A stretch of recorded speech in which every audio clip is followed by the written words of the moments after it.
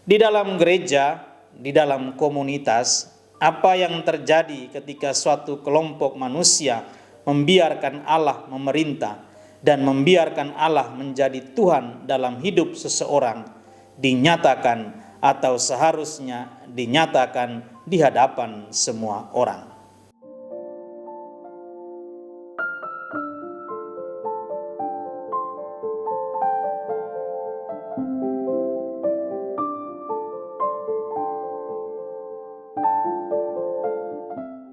Sahabat-sahabat pencinta insan, intisari sabda mingguan yang terkasih, salam jumpa lagi bersama saya Pater Dodi Sasi CMF dalam renungan insan hari Minggu biasa yang ke-21.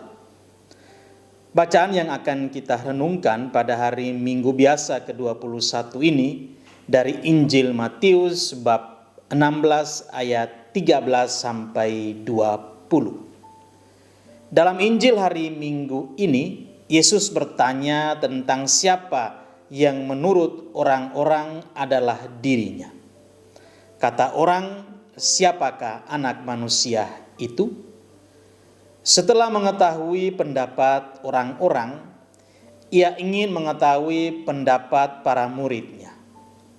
Petrus atas nama semua yang ada membuat pengakuan imannya. Dan Yesus meneguhkan iman Petrus.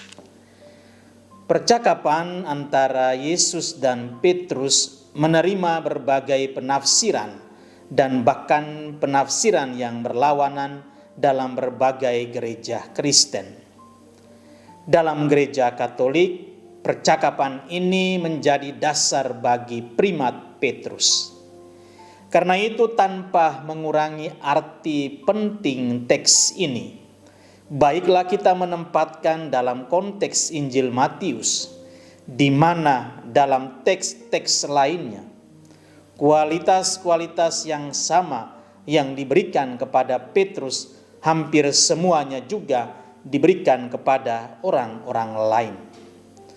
Kualitas-kualitas tersebut tidak hanya menjadi milik Petrus.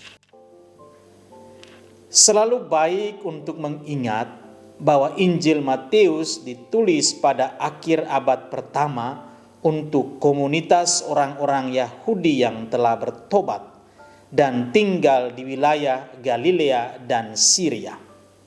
Mereka adalah komunitas-komunitas yang menderita dan menjadi korban dari banyak keraguan mengenai iman mereka kepada Yesus.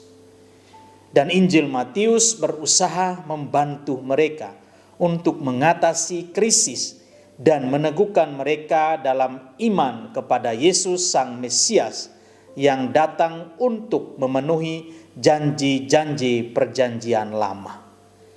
Itulah paling tidak konteks dari Injil yang kita renungkan pada hari Minggu biasa yang ke-21 ini. Dari konteks kita melihat bahwa ada 3 bagian besar dalam Injil hari ini. Bagian yang pertama berkisah tentang pendapat orang-orang dan para murid tentang Yesus. Yesus menanyakan pendapat orang-orang dan para muridnya mengenai siapa dirinya. Jawaban-jawaban yang diberikan cukup beragam. Ada yang bilang Yohanes Pembaptis, Elia, Yeremia, atau salah seorang dari para nabi. Ketika Yesus menanyakan pendapat para muridnya sendiri, Petrus tampil sebagai juru bicara dan berkata, "Engkau adalah Mesias, anak Allah yang hidup."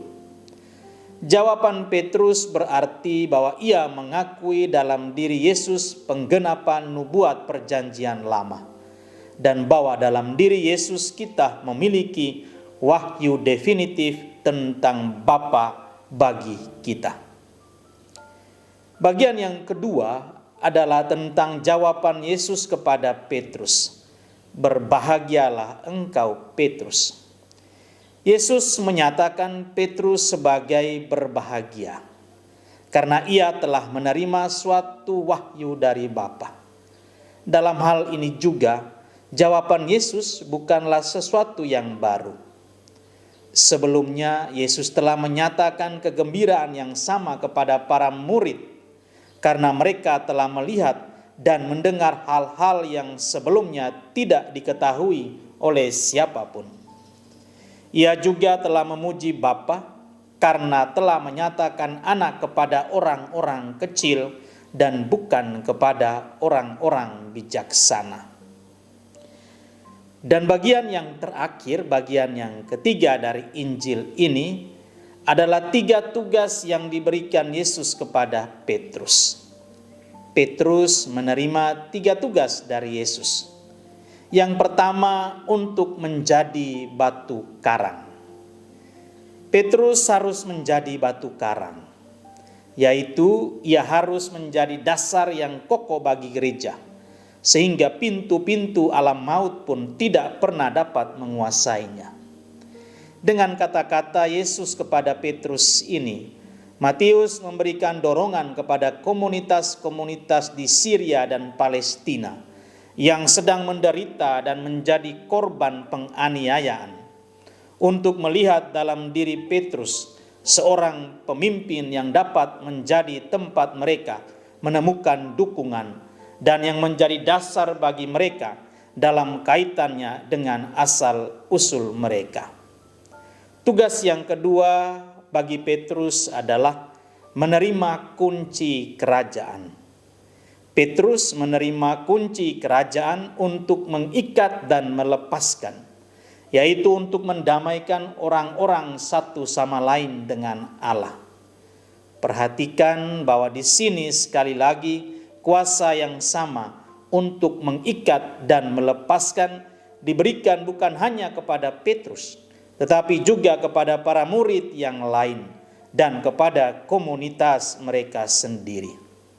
Dan tugas yang ketiga bagi Petrus adalah menjadi dasar gereja. Kata gereja dalam bahasa Yunani ekklesia muncul 105 kali dalam Perjanjian Baru, hampir secara eksklusif dalam Kisah Para Rasul dan surat-surat Paulus. Dalam Injil kata ini hanya muncul 3 kali dan hanya 1 kali dalam Injil Matius. Kata eklesia tersebut secara harafiah berarti dipanggil bersama atau dipilih. Kata ini menunjuk kepada orang-orang yang berkumpul, yang dipanggil oleh sabda Allah, dan yang berusaha untuk menghidupi pesan kerajaan yang datang yang dibawa oleh Yesus kepada kita. Gereja atau komunitas bukanlah kerajaan, melainkan sebuah sarana atau tanda kerajaan. Dan kerajaan itu jauh lebih besar. Di dalam gereja, di dalam komunitas, apa yang terjadi ketika suatu kelompok manusia membiarkan Allah memerintah dan membiarkan Allah menjadi Tuhan dalam hidup seseorang dinyatakan atau seharusnya dinyatakan di hadapan semua orang. Saudara-saudari pencinta insan yang terkasih, itulah konteks, itulah 3 bagian besar dari Injil hari Minggu ini, dan ada 3 tugas penting yang diberikan Yesus kepada Petrus. Dan pada akhirnya seperti Petrus, kita dipanggil bukan karena kita itu orang sempurna, melainkan karena rahmat yang mengubah kelemahan kita menjadi batu karang iman, persaudaraan, dan kehidupan gereja.